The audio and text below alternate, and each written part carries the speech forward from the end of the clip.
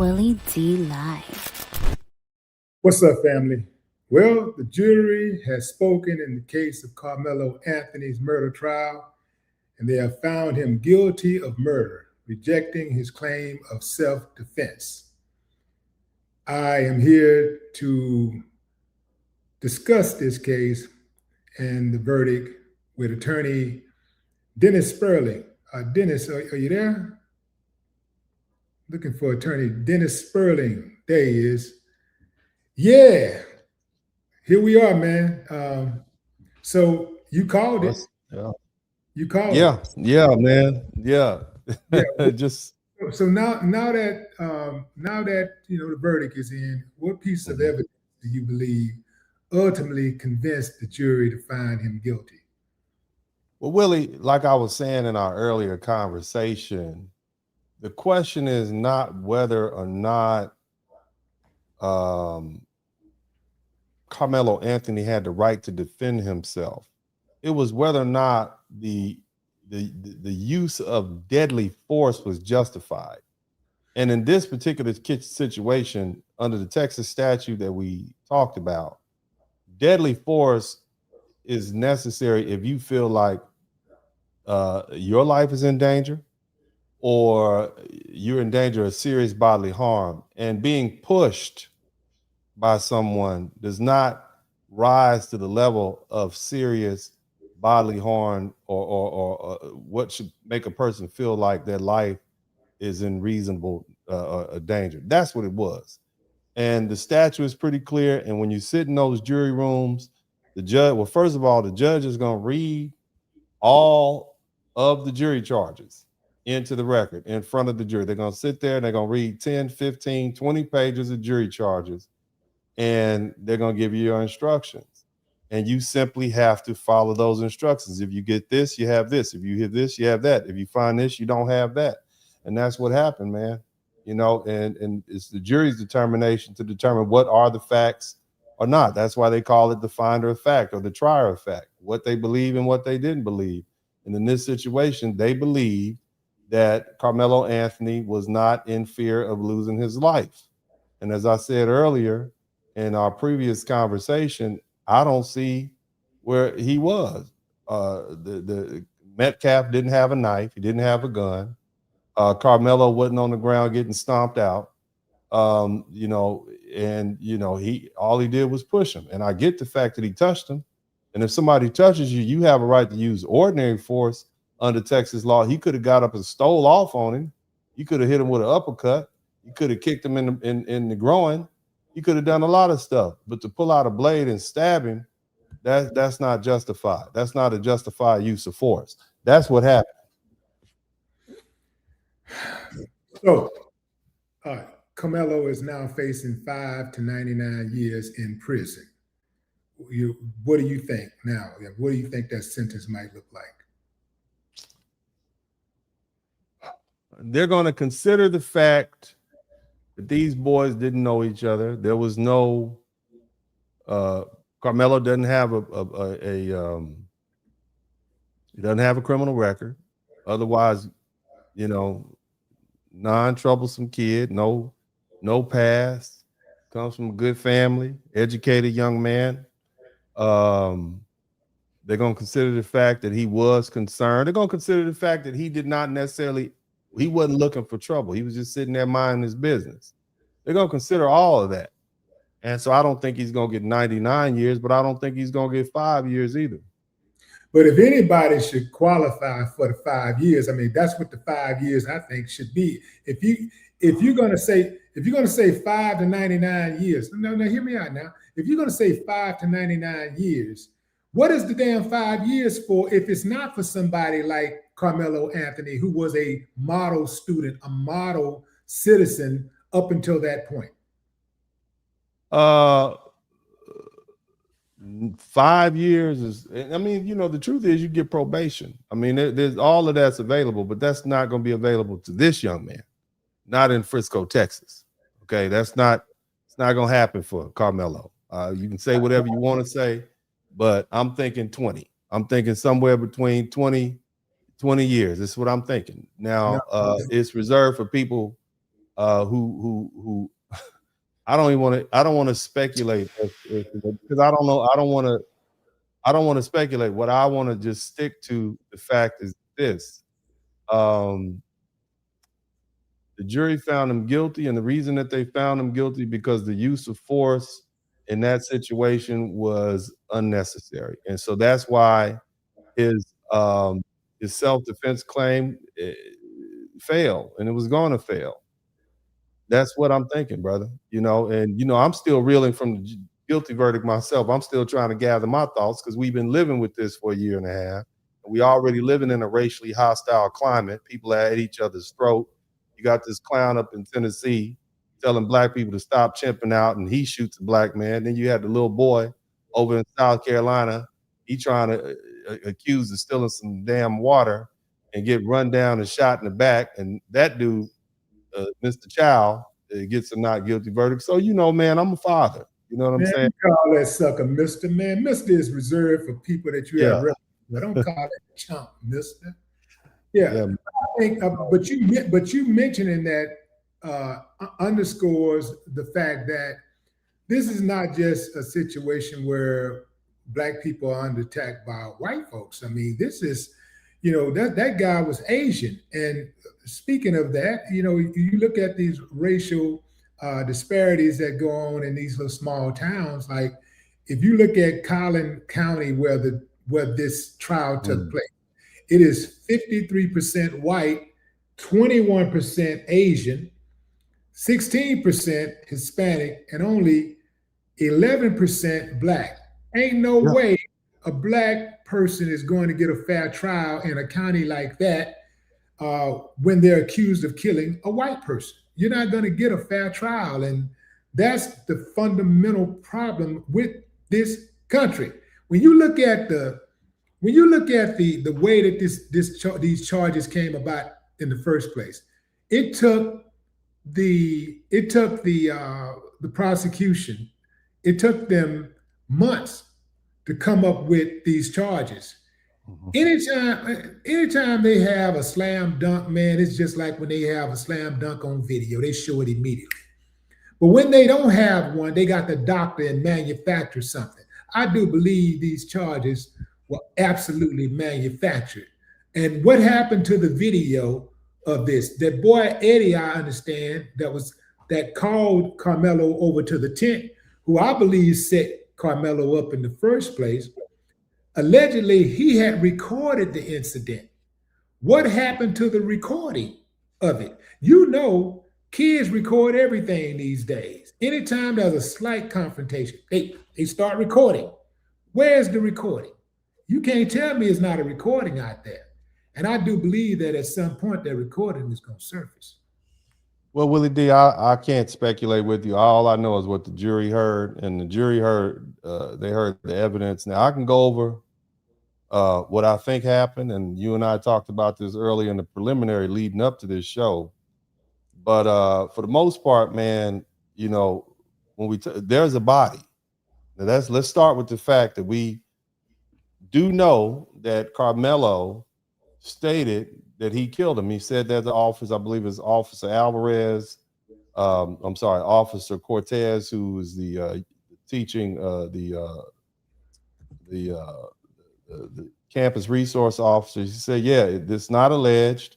I did it. So he admitted that he killed him. He admitted that he stabbed him. Now that doesn't rise to the level of murder by itself, because murder is a legal determination. Murder is a legal definition, and under the Texas Penal Code, section 19.02, it says a person commits murder if he intentionally or knowingly causes the death of another person.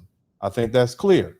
Okay, a person commits murder if he intends to cause serious bodily injury and commits an act clearly dangerous to human life, and that's what he did. So if you pull a knife and you use it during a confrontation and somebody dies, then that's going to be murder, and the jury agreed with that. Now, capital murder is something different. That's murdering somebody while you're doing another crime. It could be kidnapping, it could be killing multiple people, and then there are special exceptions if you do something to somebody under 10 years old, or if you kill somebody or murder somebody while you're hired. That's going to be a capital murder case. You're getting the death penalty.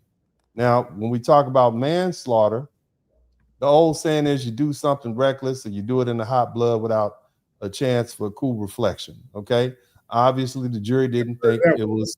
I never heard that said before, but yeah, I like you do something in passionate, a passionate killer. You can't come home and catch somebody you love doing something with somebody that ain't you, and then you decide to unalive both of them or one of them. That's called manslaughter, and that's what happens sometimes. But then of course you also have situations where you didn't intend to kill somebody. You did it in a reckless way. That's manslaughter also. Speeding down the highway, you lose control of your vehicle and somebody dies. Okay, manslaughter. You shouldn't have been speeding.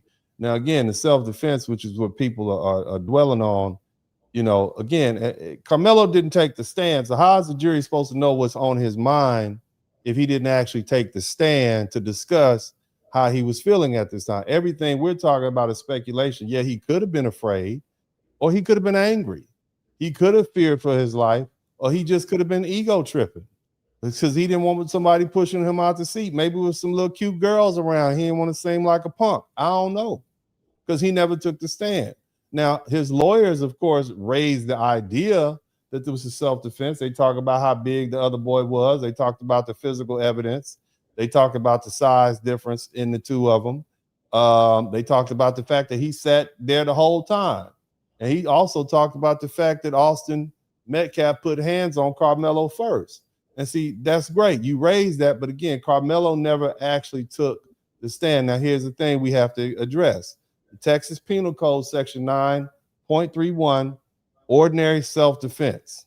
Okay, a person can use force when he reasonably believes force is immediately necessary to protect himself against another person's unlawful force. So if Austin pushed him, if he grabbed him, if he tried to move him, okay, then Carmelo had the right to use force in return. He could have used a proportionate force. He could have pushed him back. He could have put hands on him the minute dude pushed him. He could have kicked him in the groin. He could have stomped on his foot. He could have threw a haymaker and knocked him out. All right. But see, using deadly force is something very different. And see, that's addressed by Texas Penal Code, Section 9.32. It says deadly force is justified only. Let me say that again. Only if the person would be justified in using force under Section 9.31, which is what I read above, and reasonably believes force is immediately necessary to protect himself against another person's use or attempted use of unlawful deadly force, or to prevent a certain serious crime like aggravated kidnapping, murder, sexual assault, aggravated assault. So in other words, if somebody break in your house and they trying to do something to you, they got a gun, and you shoot them and they die right there in your house, that's one thing. If they run out your house and you chase them halfway up the block and you shoot them down like a dog, that's no longer self-defense, Willie D. That's something else. Okay. And so that's why we have to understand. Now, in this particular situation, we're talking about the actual use of the force itself. Okay. And that's the problem that we have in this case. You see, where when you're talking about deadly force coming from Austin's side, okay, where's the weapon? Where's the knife? Where's the gun? Where's the evidence that Carmelo is about to be killed? His hands was the weapon. Go ahead, Willie. I want to hear. I'm just saying, look. Okay, so my hands are registered, right? My hands are registered. Okay. And so if my hands can be registered, his hands can be registered. They weren't registered, Willie. Well, the hands can be deadly. They could be. And if it was a fifth, guess what, Willie? We all be drunk. Okay, but that's not the evidence that the jury heard. Texas law defines serious bodily injury as an injury that creates a substantial risk of death. Pushing somebody, even if you were pushing them like a linebacker or a lineman, that is not considered something that creates a substantial risk of death. You might fall down and scrape your knee. Okay, it's not going to cause death. It's not going to even cause serious permanent disfigurement in this case. It's not going to cause long-term impairment of your body, organ, your brain, something like that. So the question isn't whether Carmelo was embarrassed, or whether or not he didn't want to get fronted or in front of these girls or whoever was there, or he was angry. It isn't even whether Austin put hands on the first. The question is whether Carmelo reasonably believed deadly force was immediately necessary. I don't see that, and the jury didn't see that. Okay, Carmelo was not being stomped out on the ground by 5 people beating him unconscious. Okay, Austin and his homeboys didn't pull up with baseball bats and knives and guns to try to beat him down. Okay, this wasn't some grown man beating up a child in the middle of a track meet. It was this one boy pushed another boy. This is what this is. This happened in broad daylight at a football stadium between 2 17-year-old football rivals. Austin was wrong. He shouldn't have put hands on the boy. He shouldn't have pushed him. He shouldn't have tried to push him out the tent. He shouldn't have done that. But under Texas law, that does not justify using deadly force. He should have pushed him back. He should have swung on him. But you can't pull a knife and stab a person. That's deadly force. You can't do that. And see, that's what the jury had a hard time with. If the jury even wanted to acquit this young man, even if they did, they would have a hard time. Okay, and a lot of people confuse this whole thing, no duty to retreat. In other words, stand your ground. All right, if a person has a right to be where they are, hasn't provoked anybody, again, isn't committed any criminal activity, the law says you're not required to retreat before using force or deadly force. I get that. You don't have to retreat.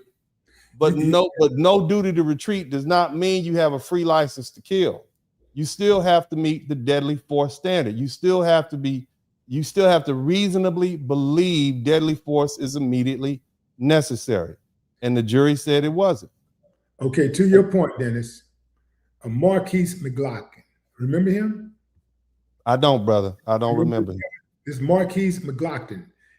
He was shot by Michael Drecker outside of a convenience store in Clearwater, Florida.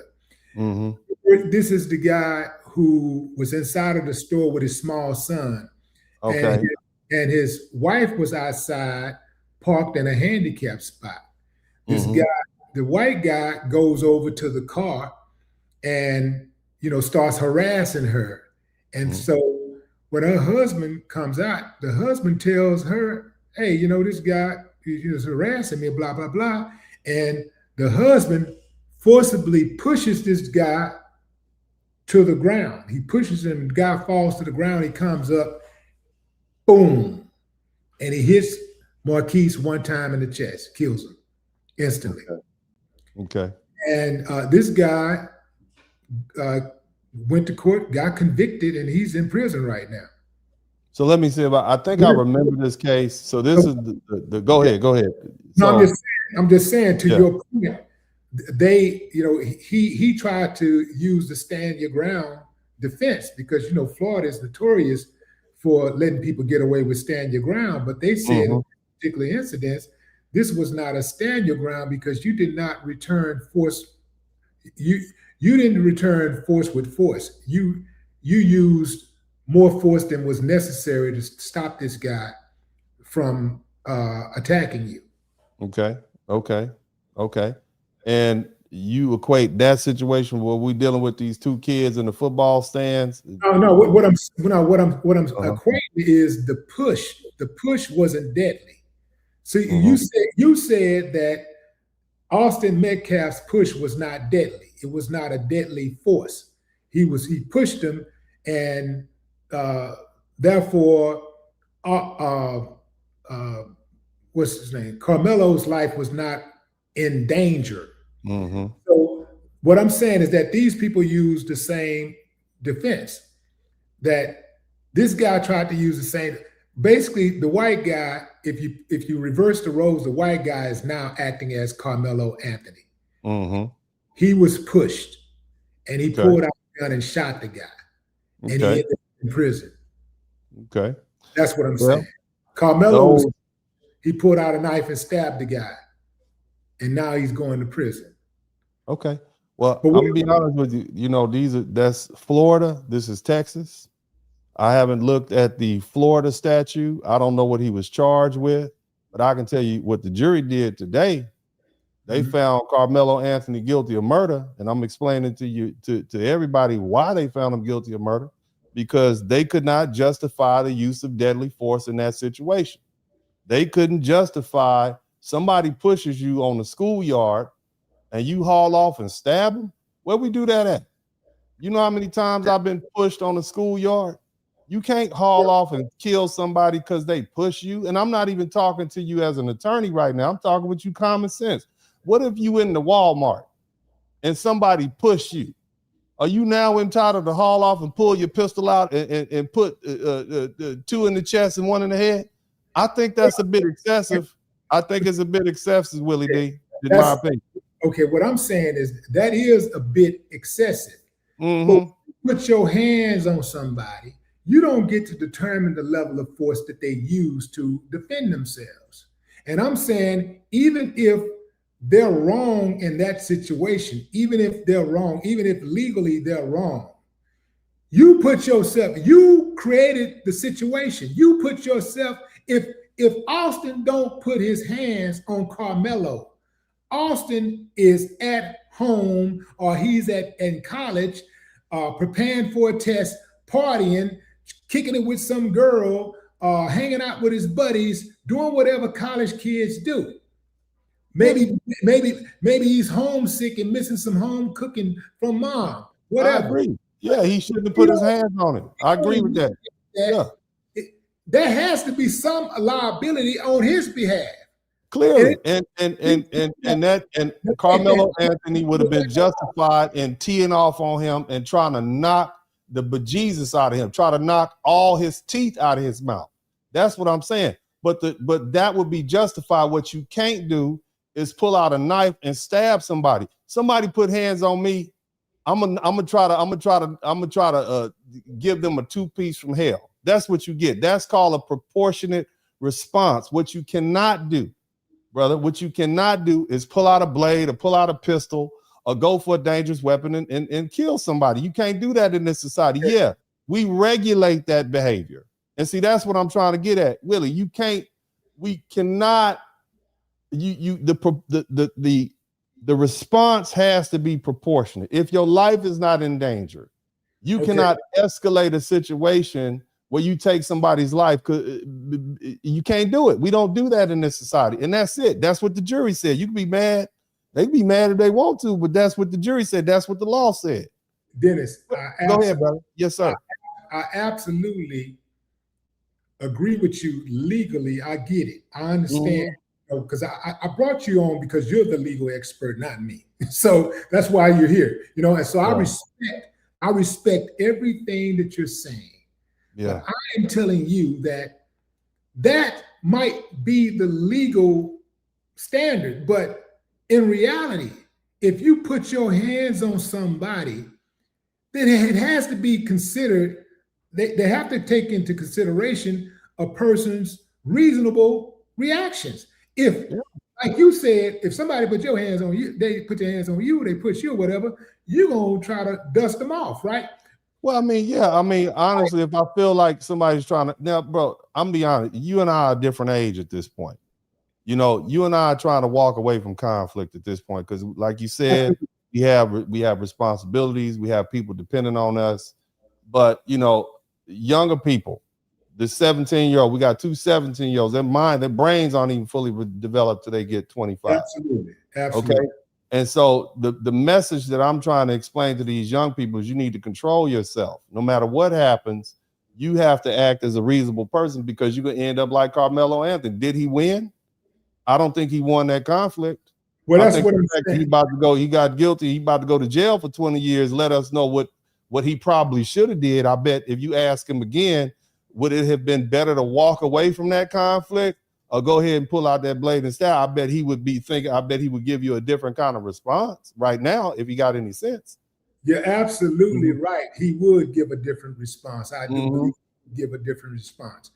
I would give a different response in the aftermath. I don't know what I will do in a particular situation because I just don't No, I know what I would like to do. I know what should be the smartest thing, like you're saying, the reasonable thing to do, is the lawful thing to do. I understand that, what I should do, but I just don't know exactly what I would do. It depends on what my day has been looking like, what's on my mind, what's happening. Let me land this, as Jasmine would say.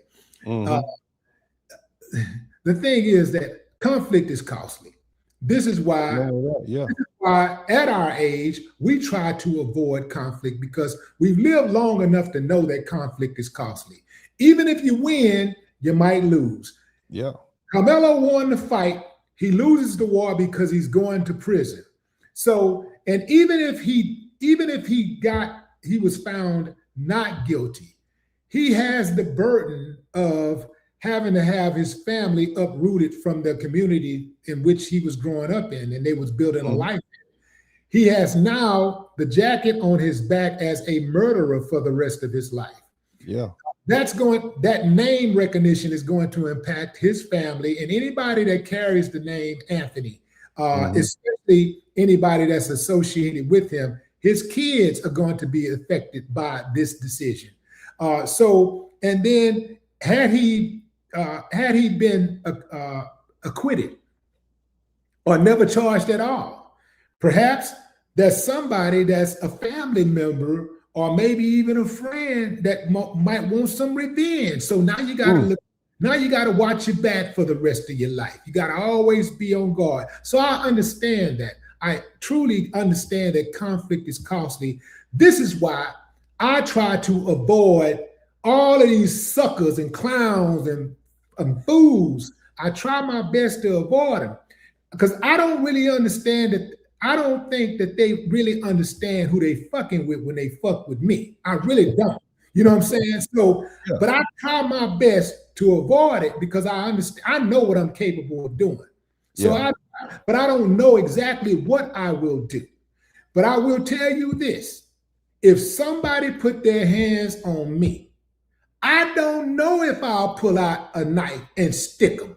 If you push me, I don't know if I'll pull out a knife and stick you. I don't know if I'll pull out a gun and pop you a couple of times. I do not know. This is why I mind my own business. I stay to myself. I get out of the way, and I let the clowns, pass me by. I try my best to circumvent the clowns because I understand that conflict is costly. But I'm saying that it is reasonable to suspect that a person who is under attack might go overboard with retaliation. That's all I'm saying. Man, Willie, and see, the thing is, man, at this age, and my history. I'm from South Central LA. I grew up with violence. Like these people who they glorify. I'm hood before the hood was fashionable. You understand? When I hear these old school rap songs, I'm not listening to entertainment. I'm hearing what's going on in my community. And when I say I'm from the hood, I'm talking about South Central LA in the 1980s and the 1990s. You got gang wars, you got cocaine that's flooded the neighborhood. It was plenty of conflict around, plenty of places where you could get shot, smoked. I got homeboys now. I can walk down 60th if I walk from 60th and Normandy to Vermont, it's 3 bodies that I can show you, a couple of relatives that got shot right on that street. So it's plenty of conflict around. And what you have to learn in life, and what we've learned, is sometimes you got to walk away from that. And there's something called a proportionate response. Just because somebody disrespects you, just because somebody pushes you, that does not give you the right to take their life. Because if you do, in this civilized society that we live in, you will then have your life taken away from you in the form of incarceration, or you could get the death penalty, especially somewhere like Texas. You mentioned earlier that it's only a small percentage of Black people in Frisco, Texas, or Collin County, Texas. It has a reputation, but yet you want to live there. You see what I'm saying? So you're going to deal with it. You want to move out of South Dallas? You want to move out of Fifth Ward, Texas? Well, then you're going to go out there with them people at, and they're going to look at you sideways if you do anything wrong. It is what it is. But the bottom line is, man, like the reason that the jury punished him is because the Texas statute that would allow a person to utilize the defense of self-defense also argues that the use of force has to be reasonable. It has to be proportionate. You can't have somebody using ordinary force on you, pushing you, something like that. And we're not even talking about a punch, and then you turn around and use a deadly weapon and take their life. That's where the jury's at. And so whatever people say, man, the lesson here is, if you can, it's best to walk away unless your life is in serious danger. And here's some other things, you know, and he was up under there. And I told you earlier, when you look at the Frisco school policy, he wasn't even supposed to have a knife in the first place. That was illegal. The jury never heard from him. He never testified. Hold on. Not illegal. Yes, against school policy. Okay. I get what you said. It wasn't an illegal knife in that it was between 3.5 inches, 2 inches long. I get that. It wasn't an illegal knife, but having it there at that time in his possession as a 17-year-old student was illegal. So the jury didn't get a chance to hear from him. He didn't testify. So they didn't hear why he had the knife. Maybe he had it because he used it for his track equipment. Maybe it was a track. Maybe he utilized it as a track knife. And you can get track knives all the time. They use them to shave their cleats, etc. I get that. But the jury never got a chance to hear why he had the knife on him. That was probably a question they had. The jury never got a chance to listen to, you know, how he felt at the time because he didn't testify. Now, I will say this. The fact that they struck 3 black jurors on the grounds that they were quote unquote school teachers or educators, and they didn't want them on the stand. That may be grounds to have for appeal. That does not necessarily mean that this young man is not going to go in handcuffs to the back room and get processed. That doesn't mean that. But what it does mean that at some point in the near future, he may get a new trial, and they will, you know, because it violates the Batsen case. That's what I'm thinking. But anyway, brother, you know, you go ahead, brother. I know you got more. Well, no, I'm just thinking here, what could have the defense done differently to get a different outcome? Like, what is there anything that they could have done differently? I mean, Willie, you got 20 witnesses. Your client has admitted that he did it. It wasn't when the officer said this is the alleged perpetrator. He said, no, I'm not alleged. I did it in broad daylight. It is nationally known. You think he should? You think they should have took a plea? That's what you're saying. I don't think they even offered a plea. Yeah, I don't think they offered a plea, man. I think this is just one of those cases that, you know, you gotta, there ain't no getting off. There's no not guilty in this. There, and see, here's the thing, man. The crowd doesn't reap the benefit of the conversation that we had for about an hour before the guilty. You guys don't know. Willie D and I got perfect time. You see what I'm saying?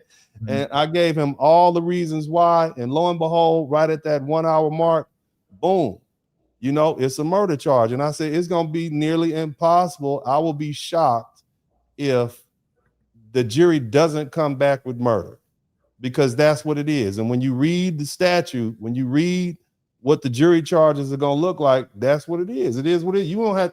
People don't have to like what I'm saying. But the question is, what lesson are you going to learn from this? See, my lesson is this, okay? And me and Willie, we went back and forth for about 5 minutes on this situation. I'm having a private conversation with my son, and I got 3 of them. And I'm telling them, what the hell were you thinking? Somebody push you and you haul off and stab them to death, bro? Have you lost your damn mind? You don't do that. You don't stab somebody to death because they push you. That's crazy as hell. Now, what I'm saying to my son in public, I'm 100% in support of my son. And I have 3 of them. I'm 100% in support of my son in public. Hey, you know, innocent till proven guilty. He was defending himself. He was minding his business. He's a good kid. All that, ... But behind closed doors, Your dumb ass has lost your goddamn mind. You done stabbed somebody because they pushed you, fool. You play football. You ain't been pushed before. You mad because somebody pushed you like a lie? Have you lost your damn mind? What if there were conversations out of go? Yeah, bro. But this is what I'm saying, bro. Like real talk. Let's have a real father. You gonna ruin your goddamn life because you ego tripping because some little hot tail girl is sitting there and you don't want to get punked in front of your friends, and now your ass going to jail for 20 years. Was that a really intelligent decision, son? This the conversation. Now I got to spend $150,000, $200,000 on a criminal defense attorney. Your ass still probably gonna go to jail anyway. All right, we got to go up to Huntsville to visit you. You see what I'm saying? All because you tripping. Why'd you have a damn knife with you in the first damn place? Why do you need a knife in the first place to go to a track meet on a Saturday morning at 10:30 a.m.? What death-defying feat are you gonna have to overcome that you need a knife with you at the schoolyard? Because at the end of the day, Willie D, this is a schoolyard beef that could have been settled with hands. I done had 10, 20 of them my damn self, right? This is not a situation where your life is there. You're not in Afghanistan. You're not locked down in the penitentiary where you need a shank or a blade. This is some schoolyard shit. And I don't understand why we can't register the fact that we need to look, bro, I got too much trauma and I've watched too many people bleed out in front of me growing up in South Central LA. You see what I mean? To take this as anything less than what it was. You got a little boy who over goddamn reacted. All right. And I get it. I understand it's a black, it's a white thing, but we know how this world is that we live in. We know where we at. We know where we at. You living up with all these white folk, they don't like your black behind anyway. And look, I'm not even talking as a lawyer right now. I'm just talking as one black man to another. At some point, we need to explain to our sons, man, this is where we live. We are behind enemy lines. They already see you as a chimp, as an ape, as violent, and now you out here cutting up and acting a fool. You gonna go to prison, man. You gonna go to prison. You gonna be forgotten about. We gonna go on to the next conversation. It's gonna be something else crazy is gonna happen in a couple weeks, and we will have forgotten Carmelo Anthony. Let me jump in here right quick. Let's say, first of all, I would have to say that, what you're saying in a legal aspect, yeah, from a legal standpoint, you're spot on. But what if this wasn't the first time that this guy put hands on Carmelo? I mean, then they got a history. That's a different scenario, but that's not what the jury. That's not the evidence that the jury heard. It's my understanding that according to the jury, in the 20 witnesses that the prosecution put on and the 4 witnesses that the defendants heard, these boys didn't even know each other. So you said something about and this is important, and I want everybody, specifically black people, to hear what I'm about to say, because Dennis mentioned something about knowing that where you are, you know how these people feel about you. Yeah. You know what community you live in. You know that they run this whole situation or whatever. They're governing all of this stuff and how they stick together. They got a good old boys network. They look out for each other. But even beyond that, now in a small town, you really got to be on point. But beyond that, just in America, if you are black in America, point blank, period. If you do something, if you put some heat on somebody, if you hurt somebody, harm somebody, no matter who it is, but especially if they're white in the United States of America, you got to know they got a different set of laws for you. It's going to be a different reaction for you. That's something that we have to understand, and it's not fair. It's not fair. Life ain't fair. That's how, until things get better, until something changes, that is the world that we live in. And so we have to move in a different manner. So when we do something, if we take a life, we got to make sure we're all the way to the right, because even if you're found guilty, you can be exonerated if you're all the way to the right. But if they got you to the left, your ass is grass. Yeah. I mean, and the thing is, bro, like it's obvious. If the roles were reversed and you got a 6'1", 200+ black child who jacks a little white child up who was sitting on the bench minding his business, trying to cover from the rain, and then the little white boy jump up and stab him in the chest, then we got a whole different scenario. People are going to be asking the question, well, where was he supposed to go? You know, he was just sitting there minding his business. You know, the other kid was a bigger kid. Oh, it's not about race, right? He was just defending himself. We know how this would go. You know where you are. You understand? And see, the thing is, man, we can't parse this out. Yes, race plays a part in it. We understand that. Location plays a part in it. The fact that it was an all-white jury plays a part in it. But at the end of the day, you had somebody that jumped up and stabbed somebody and killed them because they pushed them. And so the facts are bad. Sometimes you just got an ugly baby. In the law practice, you know, we always say you just got to embrace the ugly baby. And that's what the jury did. The jury, I mean, that's what the defense lawyers did. They embraced it. They knew damn well that they were going to get a murder charge. They knew it before they tried the case. They know what these defense lawyers already know where they are. They know what's going to happen up there. They were just trying to mitigate the losses. Well, what we're going to try to do is we put in our Batsen challenge, and, you know, we'll take an appeal to get a new trial. Maybe we'll kick this down the road for a couple years, and then hopefully some of this stuff will simmer down. Maybe we'll get a more lenient jury, more lenient judge, but we're not going to put them on the stand. We can't put them on the stand because if we put them on the stand, that's on the record. And, you know, this 17-year-old, 18, 19-year-old kid, we know he's going to mess it up for the future. They playing the long game. They know damn well that boy's going to get convicted of murder. How do you think I was able to tell you a couple hours ago this is going to be a murder charge? You see what I mean? Because it reads like a math problem. 1 + 1 = 2. 2 + 2 = 4. Okay, guilty of murder. It's not that hard to figure out. The only people surprised about this are the people who've been listening to a lot of this hype. But if you actually read the law, if you actually read what the law says and what the law requires, what is murder, what is stand your ground in the state of Texas, what is homicide, what's capital murder, and what would be considered manslaughter, it reads right there. And the thing is, man, it's gonna keep happening. Okay, let me say it like this: it's gonna keep happening. You got a lot of people who are out of control, brother. You see what I mean? You can't stab. I'm gonna keep going back to the fact that you can't stab somebody because they push you.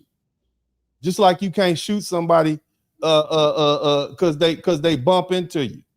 You see what I mean? If you in a fist fight, put your hands up and fight. You understand what I'm saying? You can't do that in a civilized society. What happens if every time somebody push you, somebody got to die? Is that what we going in society? Okay, I got to jump in right here, Dennis, because this is the second time that you said this. You call this a civilized society. America is not a civilized society. We are living amongst the uncivilized. We got some of them too, man. But we civilized mutts running around here. We got some uncivilized mutts in the country. Yeah, man. But we still can't just be shooting, killing, and stabbing folk just because they push us. You got to at least let them do something. You know what I'm saying? Look, man. If those boys had surrounded him and they was packing him out, they was mollywopping, they was jumping on him and stomping him out, I would understand if he pulled out a blade and took it and used it. I would get that. But this is not that situation. We in broad daylight. We surrounded by people. This is not a alley in Brooklyn at 2:30 in the morning. This is not Compton, California, South Central LA in the 90s, and you getting or you over in Watts and you got caught up in the Nickerson Garden or the PJs because you're over there trying to see a girl you ain't supposed to be overseeing. We're not talking about those situations. We're talking about broad daylight, suburban Texas, 2 kids at a track meet, and one of them pushed the other one. And keep in mind, Carmelo was talking shit. See, that's another thing. He wasn't just sitting there quiet. You know, he said, y'all football team is ass. Yeah, okay, I get it. We're supposed to be able to say we want to say. I get that. They started talking shit to him first. Whatever they was talking shit together. That's what I'm trying to say. and it escalated. You see what I mean? That's what I'm trying to say, man. It escalated, you know, and at the end of the day, I get that. I have had football rivals. I've had Muay Thai rivals, jiu-jitsu rivals. I get that. You're going to talk, but it should never escalate to the point where somebody is dead. That's not, I can't see that, man. That's not justified, brother. And, you know, like I said, man, as a father, I don't ever want to, when I send my son to a track meet, I don't expect him to come home in a body bag. If I send my son to a track meet, I don't expect to get a phone call from the jailhouse 2 hours later saying he caught a murder charge. We have to recognize that is extreme. That is not supposed to happen. That is extreme. And so then we as adults have to look at the situation and ask ourselves, well, what happened? What went wrong? And as society, society has to look at that and say, well, we have to punish this type of behavior. And if you're Black, you need to be absolutely certain that you are going to be on the forefront of the ones getting punished. You are not going to get the benefit of the doubt, or at least that has not been my historical assessment of how this country has treated Black people, period. I'm just going to say that. So you have to operate accordingly. When I was a young boy, I had a conversation. Well, when I was young, I got to talk. I had to talk with my son, you got to have insurance. You got to make sure all your tags are straight. You can't be around here speeding and running around and whatnot and cutting up because the police will pull you over. And then once you get pulled over, they're going to find a reason to say you acting suspicious. Next thing, if you say something wrong, you're going to get them upside the head. You're going to be face down with a knee in your back. And if you're lucky. And if you get too crazy, they're going to put something in you and I'm going to be at the morgue seeing viewing your body. It just is what it is. Man, see, I'm real practical when it comes to these things, man. I'm real practical when it comes to these things, bro. You gotta behave accordingly, okay? And I know, again, I'm not just talking to you as a lawyer. I'm talking to you as a father. I empathize with Carmelo Anthony. His mama and his daddy are not going to be able to see their grandchildren because that boy is in prison. This boy he probably ain't never even been with a woman at 17 years old. He gonna be in there with them savages and them soldiers. You understand? I bet they gonna push him off a bench. I bet he ain't gonna jump up and stab one of them. But on the flip side, I can empathize with this other boy, Austin Metcalf. His brother had to watch him bleed out in front of him. Oh, his brother started this shit, hey, man. Real talk, bro. Hold on, man. I done watch people bleed out. His brother, bro, death is death, man. I done watch people die. You understand? It ain't something that it don't matter what color it is, because I know it's dudes in the military. They got homeboys, this battle buddy. It's what I'm trying to say is, man, death is death. Nobody, I empathize with everything, but the bottom line is, family, the bottom line is this situation could have been avoided by many different ways. Somebody could have walked away. Hell, if you ain't want to walk away, take off on him. Hit him with a couple of uppercuts. Teach him a lesson. The problem with the bullies is nobody ever checks the bullies like they need to be checked, because we got a soft society that tells everybody, oh, you're supposed to go tell the teacher, take off on him. I've been in that circle before. Man, shit. I've been in the circle. It don't matter. Whoever run up, first down. You run up on me, I'm going to try to take your chin off. Now, of course, I'm much older and more mature. Okay, I'm not a 17, 18-year, 19-year-old boy, a young man anymore. But it is what it is. Sometimes you get tested. And failing the test is you pulling out a blade, stabbing somebody, and now you going to prison for 20 years, as opposed to saying, you know what? I lost the fight, but I got my respect. That's all I'm saying, man. That's brother. That's all I'm saying. This could have been handled in a different way. That's what I'm saying. But I agree that it could have been handled in a different way. But one thing that I do not, I would personally don't agree with is having empathy for the brother. The brother started. Let me finish. The brother, from what I understand, is the main reason why Austin is dead. And that's why the brother didn't want to take the stand. That's why they didn't put him on the stand, because he changed his story up a couple of times. He even lied. So he ain't innocent. I don't have any empathy for him, because one thing that he could have done, he could have talked Austin off the ledge. He could have just said, hey man, it ain't worth it. Break that down, leave that alone. But no, he sat back and he instigated. So he was part of the reason why we're here right now. He's part of the reason I have zero empathy for him. His mother, different story. His father, different story. His cousins, aunts, aunties, whatever, as long as they ain't racist, different story. Different story. But if anybody who had any part in that happening, including the friends who sat back and watched, let me tell you something since we're appealing to the youth.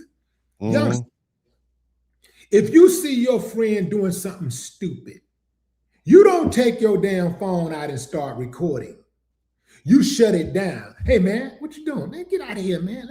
We don't do that. You don't let your friend walk into the fire. You don't let your friend put himself in a situation where he gonna go out here and ruin his life. You see your friend loading up the gun and you see all this and you just sitting back like, man, why don't you use, instead of using that one, why don't you use the AK, man? You're gonna get more shots off with that.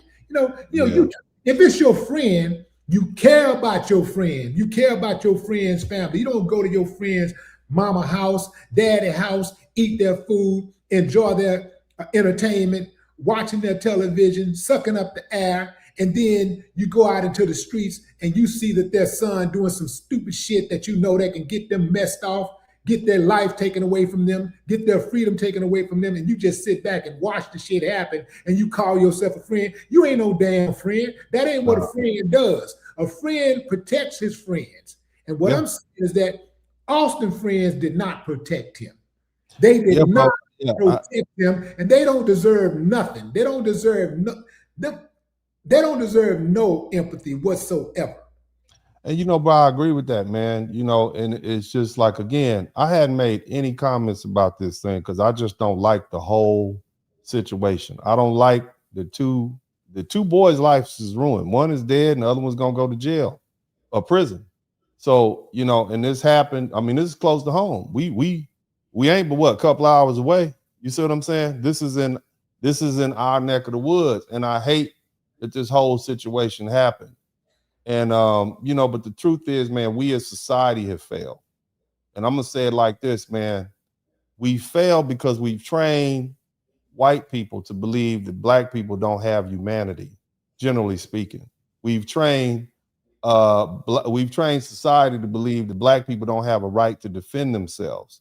And whether we're talking about black folk being punished when they took up arms to defend themselves during the civil rights movement, whether we're talking about, brothers using fire. There was a brother who defended him. Some people broke in his house and as a homeowner, and he took him out and he went to prison. I don't know if that was in Florida. I know it was back east somewhere.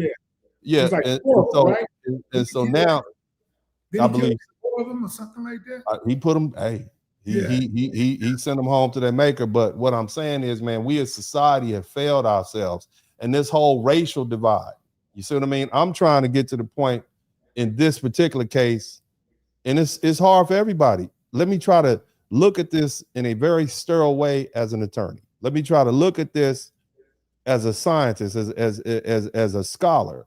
But unfortunately, we keep getting back to race. You see what I mean? Because we can't escape that. It's unfortunate. At the end of the day, Carmelo Anthony is a young 17-year-old boy, and now his life, 19 now. It was 19. His life is ruined because he made a bad decision. You see what I mean? And he took another young man's life. And we're in a situation now where we as society have to recognize that we failed that young man. We did. And now the law that we have set up to punish people for doing things is punishing him. So, man, it's an unfortunate situation, man. And it really hurts my heart, especially with the time period that we're living in right now, where you already have all this racial animosity. And, here's the thing, man, and I know you know this, the same people that cheer you are the same people going to be wishing for your death. These same people, oh, yeah, we support, Carmelo Anthony, until somebody like him do something to them. And then you want to know, well, why he not in jail? Why y'all don't get the neighborhood cleaned up? And I'm not saying Carmelo's a bad kid. From what I understand, he doesn't even have a record. But constantly just falling on the side of, oh, he's black or he's Asian or whatever. So because he looks like me or he's my race or she's my race, I'm just gonna side with her. Let's try to focus on something more tangible. You see what I mean? And in this particular situation, the only thing that I know that is not true is that if somebody uses a disproportionate response to your force, then, you know, a society where people get killed for pushing people, or somebody accidentally step on your foot and you go to the extremes with it, it's not acceptable, man. We can't live like that, man. That's not somewhere where I feel safe. Everybody's gonna be on edge. We're gonna have a prison yard. You see what I mean? That's where I'm at, brother. Yeah. Do you think that the verdict will withstand an appeal review? Well, in the state of Texas, man, we have the Texas Criminal Appellate Court, and I absolutely, and because it's a court of intermediate court, all appeals are mandatory. So you have to, as long as you have the money and whatnot, they have to review it. Now, what I think is, and I mentioned this earlier, the fact that they struck 3 jurors and the defendant, 3 black jurors and the defense counsel did preserve that objection. I definitely think it might be, it's good grounds for a new trial. So you might have a new trial. I don't know. But you know, that was one error that the prosecution made. But I understand why they did it. They just wanted a conviction. These are politicians. When you elect a prosecutor, he's a politician. What he wants to do is get a feather in his hat, say, see, I convicted him. I convicted him. We got a murder conviction. So his people, he can go back to his people who contribute to his campaign and say, see, I did what I'm supposed to do. It doesn't matter if it's stick. That's the next prosecutor's problem. By the time 4 or 5 years go by, you won't even remember this.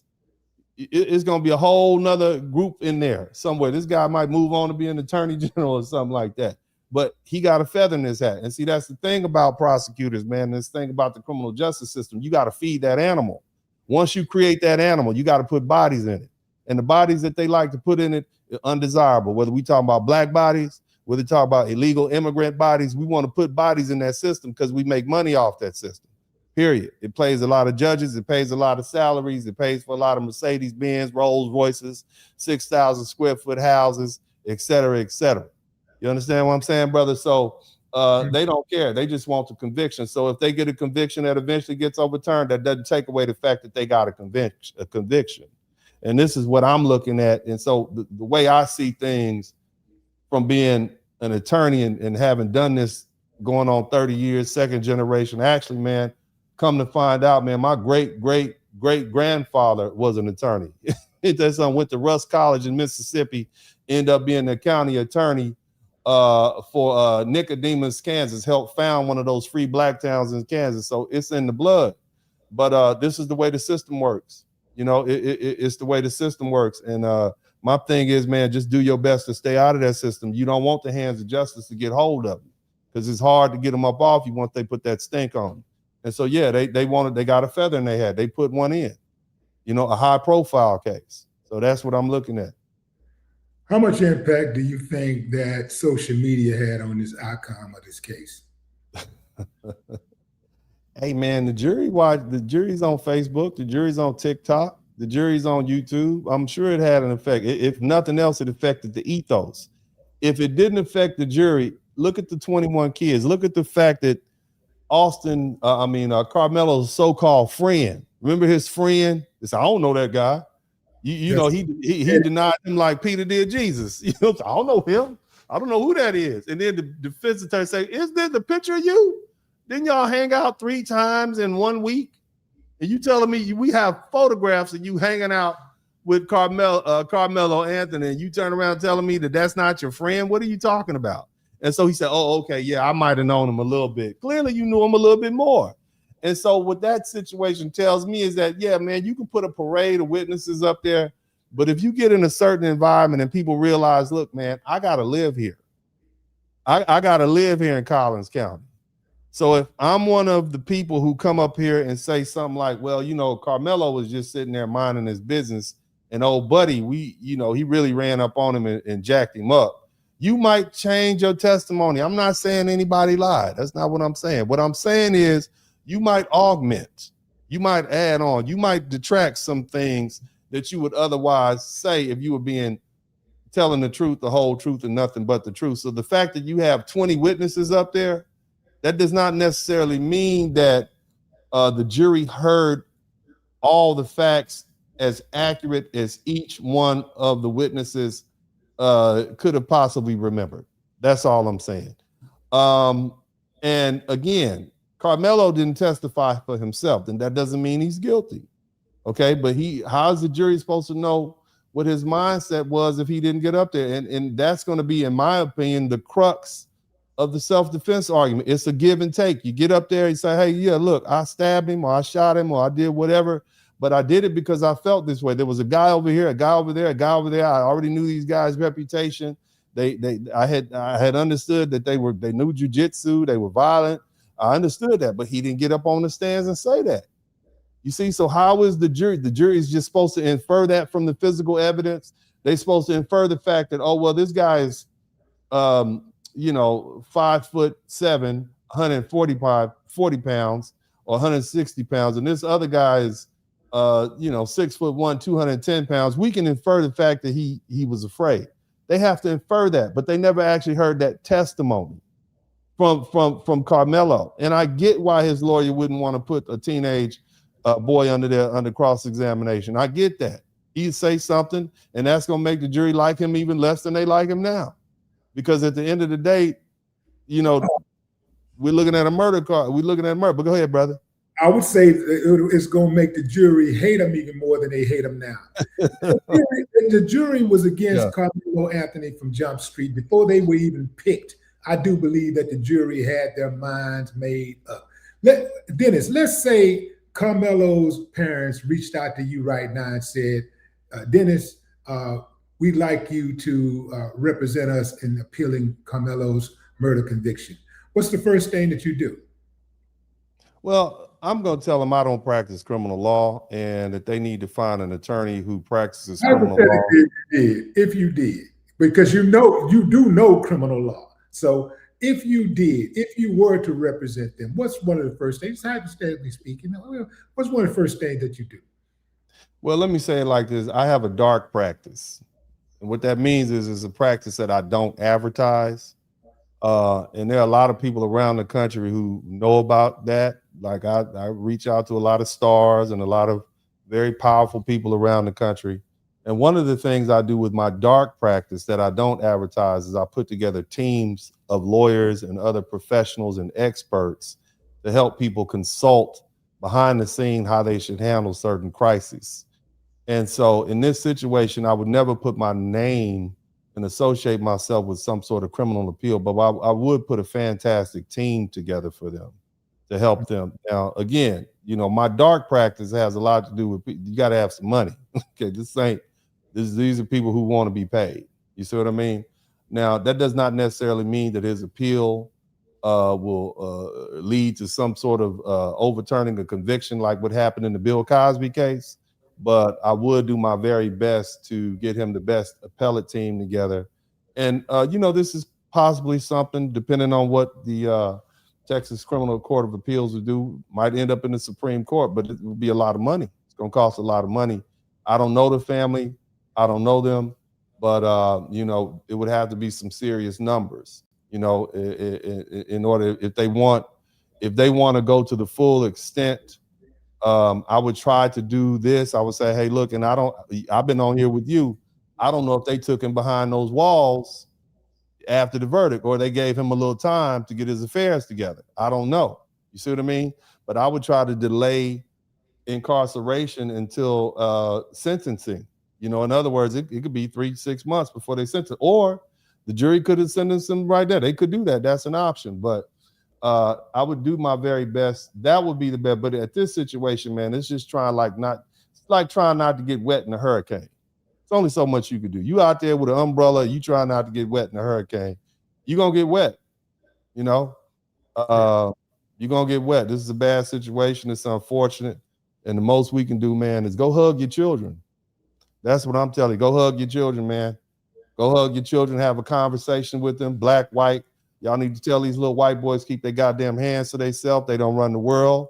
You need to tell little black boys, look, man, you know where we at. You know these people looking at you sideways anytime you walk outside, whether you in the damn convenience store and you got a little couple of bottles of water or whatever the hell you got. You know what I'm saying? They still looking at you like you stole something. They looked at you like you stole something the minute you walked in. Hell, walking while black is a crime. Apparently, you can get shot for that.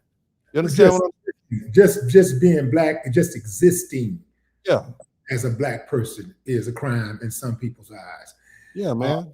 Yeah. So now, how difficult do you think it'll be for the defense to overturn this verdict? I mean, you could get a new trial. You know, I don't think they're going to be able to overturn the verdict. They're going to be overturned the verdict. It's very rarely that an appellate court is going to overturn a jury verdict. They might grant him a new trial because the Batsen issue where they struck those three, and I don't know every detail of what other errors were made by the trial judge, but I do know that's the most obvious, and that's the one that's most quoted. You can't just strike 3 black jurors on the auspices that they're educated. That's suspicious. You understand what I'm saying? That's too obvious. They have cases about that, even if they are peremptory strikes.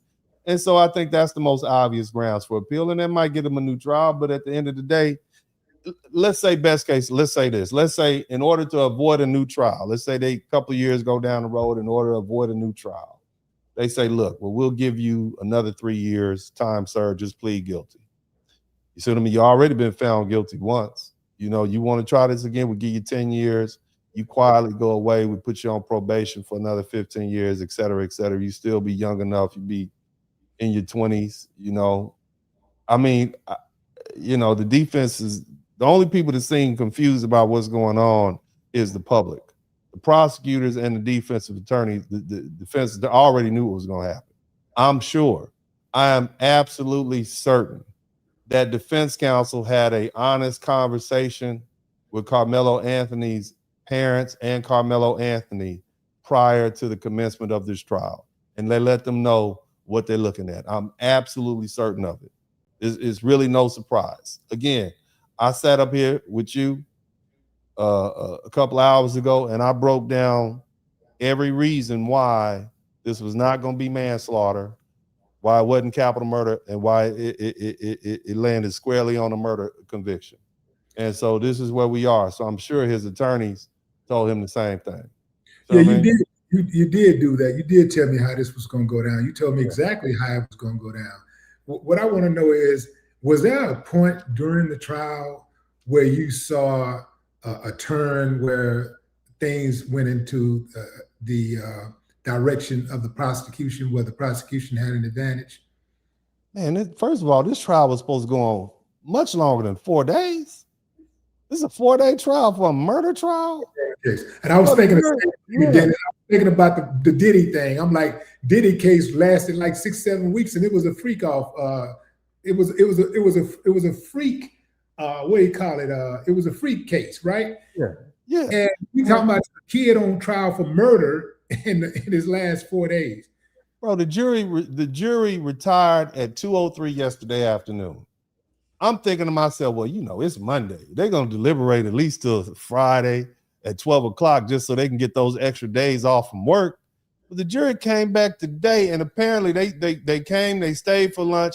And by the time 2 o'clock this afternoon showed up, guess what they did? They had a murder conviction, man.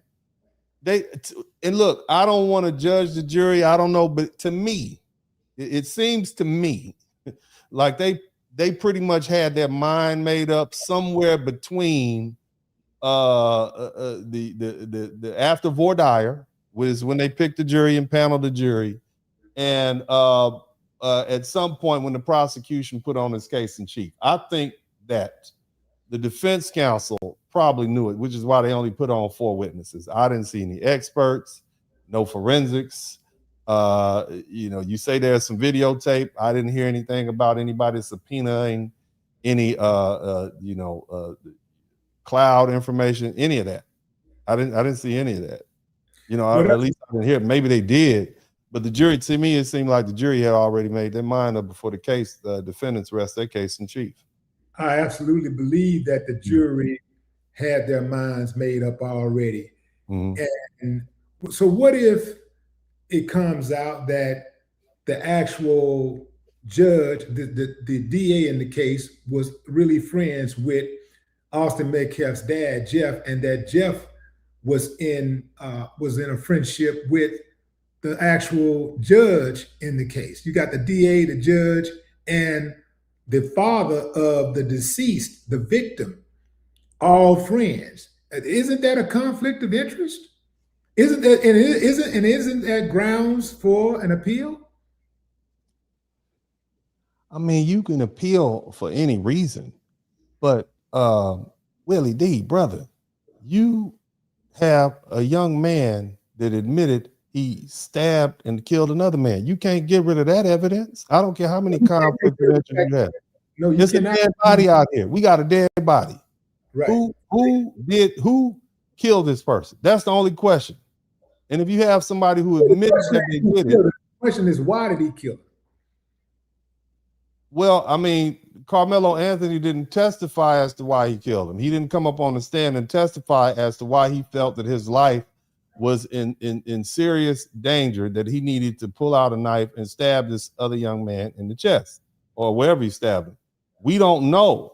We don't know why, what his motivation was, because he didn't testify. We assume that it was self-defense. We assume that he felt that his life was in danger, and it was such a threat that it rose to the level that he needed to use deadly force. That's the only thing we can assume. We don't know. I don't know this young man's motivation. But what I do know is that there's a dead body. And in the state of Texas, if there's a dead body, more than likely somebody's going to prison. I think all of us Texans can agree to that. Somebody's going to go to prison if it's a dead body involved. That's all. What other evidence you need? Look, man, it's a small town. I done been to towns, man. Let me tell you something, man. I remember one time I took my ass to Shreveport, Louisiana. This is when I first got my law license. It had to be about 2002, 2003. They had Confederate flags outside the goddamn courthouse. You know what I'm saying? I'm in the courthouse. It's me and the janitor. We the only two black people in the Shreveport, Polk City, shout out to Monkhouse Road, is a clearly black town, okay? But I'm the only black, me and the janitor, the only one in there, man, my client. I had got him a judgment for $27,000, and he was like, well, can we go back in and ask the judge if I can get more money? Why didn't you ask? I say, look, man, this is what we agreed to do before we even got in the courthouse. You want me to go back in here? Mind you, it's getting dark. We need to get our ass back down to Houston, right? I'm saying, let me tell you something. I said, you see that flag up there? You see that flag with that Confederate symbol up there? Let's get in this goddamn car and go on back to Houston. That's what we're going to do. And so he said, yeah, you're right. Bottom line is, man, all in these small towns, everybody know everybody. Everybody's married to somebody. Everybody has a friend or relatives that works in the clerk's office. Everybody is related to somebody that used to be the DA or used to be a clerk or a cop or whatever. Everybody knows everybody in these small towns. You can't get around that. You're entitled to a trial by a jury of your peers. You're not entitled to a trial by a jury of people who share the same race as you.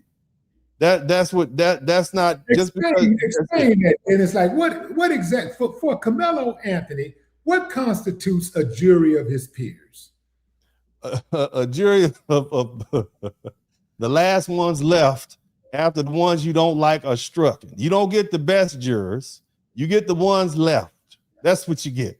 When you go to these jury, what are they when you get that jury summons from the local clerk's office, they eliminate the ones, the other side is going to eliminate the ones that's good for your side. And you hopefully will eliminate the ones that's good for the other side. And you get what's left. That's it. That's the jury you get. You don't get the best jury. You get the ones that couldn't figure out a reason to get out of jury duty. Those are the people you get. My baby said, you good, you can stay here. Yeah, go ahead. Just to be clear, a jury of peers are not people who you have that you relate to, people that you have things in common with, people that might be of your same age or ethnicity or any of that. That's not a jury. That's not what they mean when they say jury of your peers. Absolutely not. that is There's not nothing to do with somebody having being in the same work class as you or field as you. None of that. Nope, none of that. You get It's what's just left. people who have. So it's just people who are legal voters who's left in the jury pool. Whoever's left in the jury pool, that's it.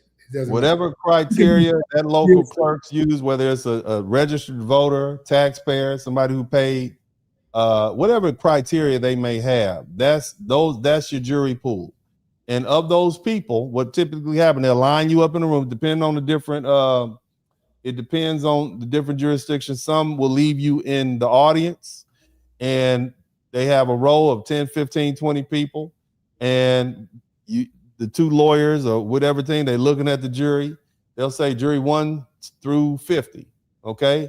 Well, we don't like jurors 2, 7, 15, and 20. Or really, they'll start with the ones in the front because those are the ones most likely going to be in the jury. They'll eliminate. They got to get up and go. And so now you're in a situation where 2 and 7 are gone, but there's somebody who was in the second seat. That might be juror 5. That might be juror 8. Whoever it is, because the rest of them are gone. And once you're out of exceptions, once all the judge rules on all your calls and you use your preemptor, this is what you got left. That's it. And that's who is going to determine whether or not you win the criminal case or whether you get a not guilty or guilty on the criminal case. And in the civil matter, that's the one's going to determine whether or not you get the relief you sought, whether you get the land, whether you get the monetary judgment. So these people these are your 12 judges, and in some they have what's called a petite jury, which is 6. That's it. That's what you get. So you thinking that you're gonna get 12 Willie D's to judge Willie D? Absolutely not. You're gonna get some Marthas, you're gonna get some Karens, you're gonna get some Jaquises, you're gonna get a couple Marias and some Jose's and some Ling Lins. That's who you're gonna get to judge you. As long as they fit that criteria, you get what's left. And Carmelo Anthony was judged. Was it an all-white jury? He got judged by a bunch of Johns and Sarahs. It was non-black. It was all non-black. Let's put it like that. Yeah. Not That's what he got judged by. Yeah, man. On the jury. In a racially charged case. Racially charged case, not one person who looks like him who fits his ethnicity group. Not one. Well, brother Willie, we saw what happened in South Carolina.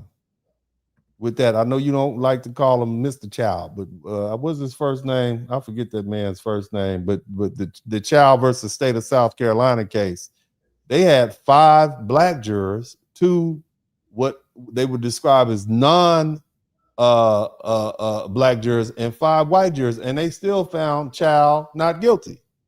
And see, here's the thing: the Supreme Court re-emphasized this statement because Louisiana was doing some crazy stuff. All you need is one. All you need is one juror to object, and you have a hung jury. You see? Mm-hmm. That's all you needed.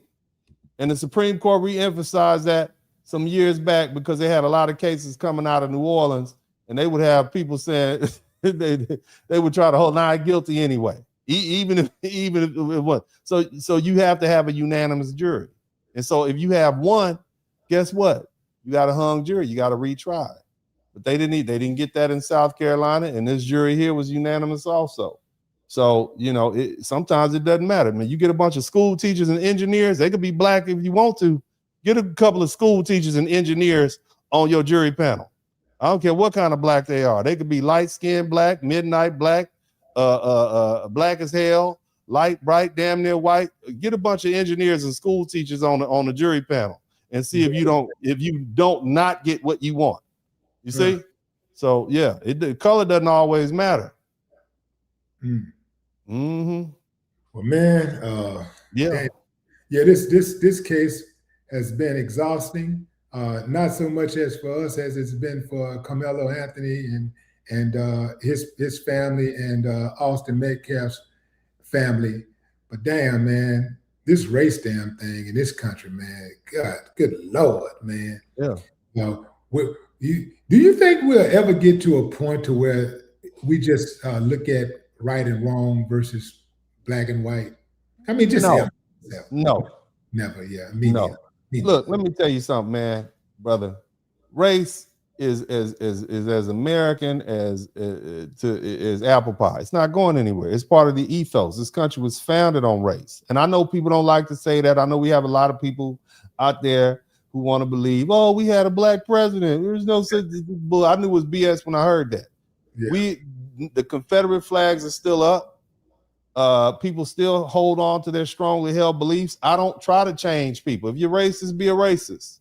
If you're a bigot, be a bigot. Do whatever you do. I just want you to leave me alone. Right. Let me mind my business and you mind your business. And again, this should be considered the mind the business case, okay? Because you made some valid points. You're not wrong, okay? Because if somebody had minded their business, we wouldn't be in the situation we're in right now. But the bottom line is race is part of the American ethos. It's not going to go anywhere. And I would argue that if all the white people disappeared from the planet, there would still be racism. You still have Asian on Asian racism. You still have black on black racism. You still have Indian on Pakistani racism. Folk look the same to me, all right? Because people are always trying to find a reason to one up or big up other people. This is everybody always wants to feel better than the next man. And it just so happened that white people are at the top of the pile right now. And they like, well, we going to hold it down for our team. It is what it is. Everybody wants to look out for their own group. I get that. But the bottom line is, man, we still have to try to find a way to live together in this society. Everybody that I've met wants to be able to raise their children, enjoy their life, enjoy some of the wealth and success. They don't want these artificial impediments in the way, like we're not going to give you a job because of the color of your skin. We're not going to let you live here because of the color of your skin. We're not going to let you drink out this goddamn water fountain because of the color of your skin. See, that's the type of foolishness that needs to be done away with. And that's what our ancestors who came before us fought against. That sort of overt racism is what we fought against, but you still can't change people's hearts. And unfortunately, it's always going to be that anytime somebody can't pay their rent, anytime somebody feels inadequate, anytime somebody feels as though they've been slighted, they're going to look around and instead of blaming themselves, correct, they're going to look around and try to find somebody else to blame. It's the Mexican, it's the black people.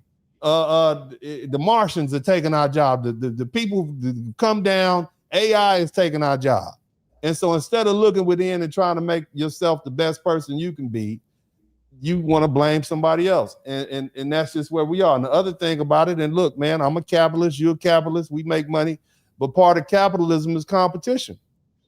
And if we can team up on our little squad and because we white or we black or whatever, and we can beat the other little squad, hey, it is what it is, man. We like racism in America. That's what we need to understand. We love it. They always talk about baseball as the national pastime. Racism is the national pastime. You want to know? You want to know? Shit, let a white man. What's that man? Paul? What's that boy's name? The boxing boy, John Paul. What's that little white boy's name that got knocked out? Yeah, that was the crappiest fight I've ever seen in years. But people watched it because it was black on white. We love racism. And when you just accept the fact that, you know what, this is just how we are. As the Bible said, we are all filthy rags. This is how we are. But at the end of the day, we still have to manage to exist in this country. And I know you disagree, but we have to try to behave like civilized human beings. We have to do that. Because what do you mean? And I disagree. I don't disagree with behaving like civilized humans. I think that's the problem, is that we don't behave like civilized humans.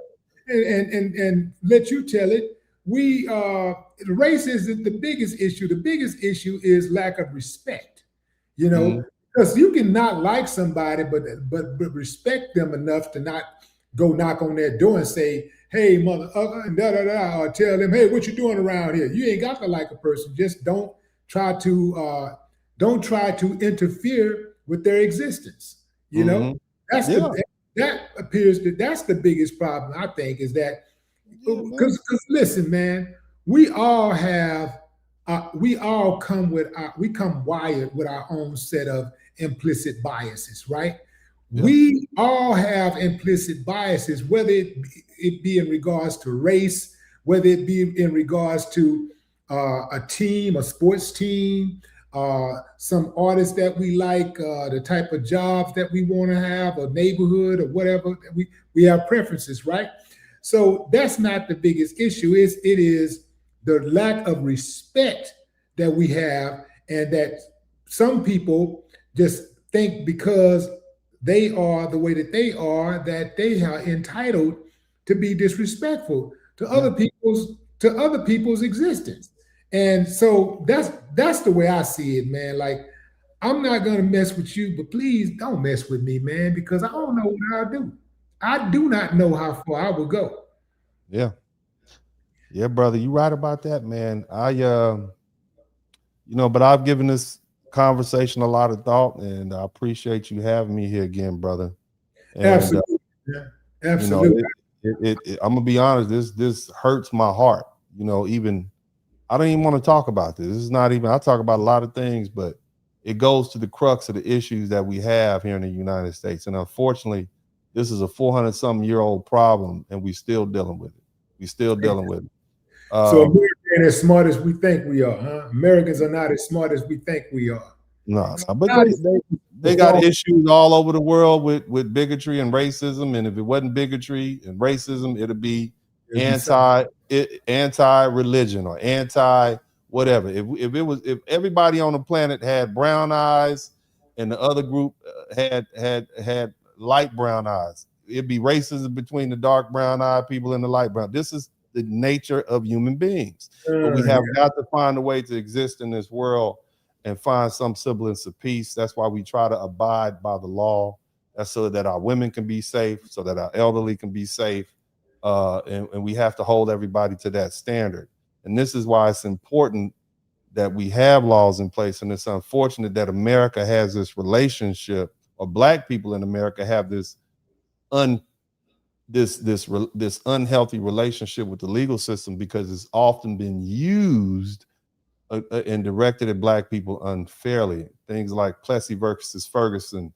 We literally had to fight and die for a civil rights bill, which is just the right to vote in a country that we fought and bled for. So yeah, man, it's horrible, brother. Yeah.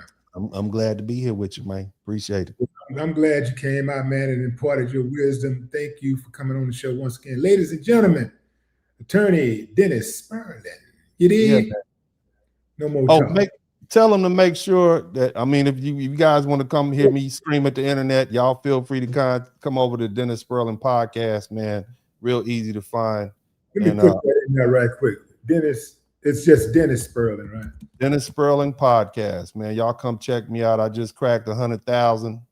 And man, big shout out to my sons and my wife, because I spent a lot of time, coming up with these very complicated theories and find historical data. But man, Willie, man, I talked to a lot of street dudes before I came here today.